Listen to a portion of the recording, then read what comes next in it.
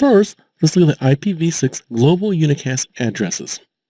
IP version 6 global unicast addresses are the equivalent of public IP version 4 addresses.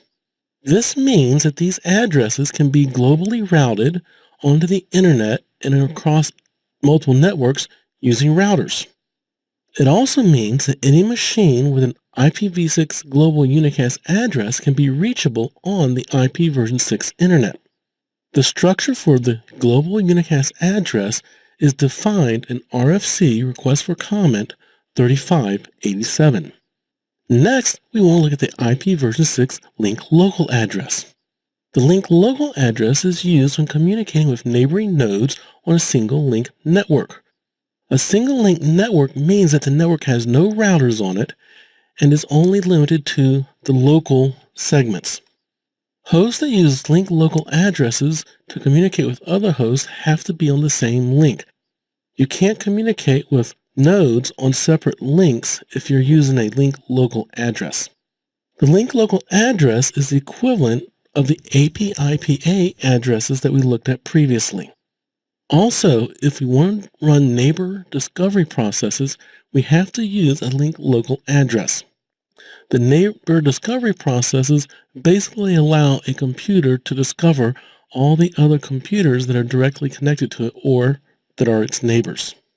The nice thing about the link local address is that it's automatically configured even if there's no other address on the network. A local link address will always begin with FE80. IPv6 routers will never forward a link local address beyond the local link that it is located on. Finally, I'd like to look at site local addresses. Site local addresses are the equivalent of IPv4 private addresses. What that means is a node with an IPv6 site local address cannot be used to connect to the internet.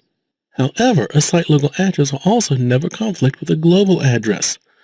The reason it'll never conflict with a global address is because a global address is able to access networks outside of the local network, whereas a site local address is limited to the local network. By the same token, locations that are outside of the local network will also be unable to reach any device running an IPv6 site local address. Unlike the link local address, site local addresses are not automatically configured. A site local address can only be assigned through address configuration. Now, whether you assign that address manually or with DHCP version 6 is up to you, but the bottom line is the site local address must be assigned, is not automatically generated. A site local address will always begin with FECO:/10. After the first 10 fixed bits of a site local address, there will be 54 bits used for subnet identifier.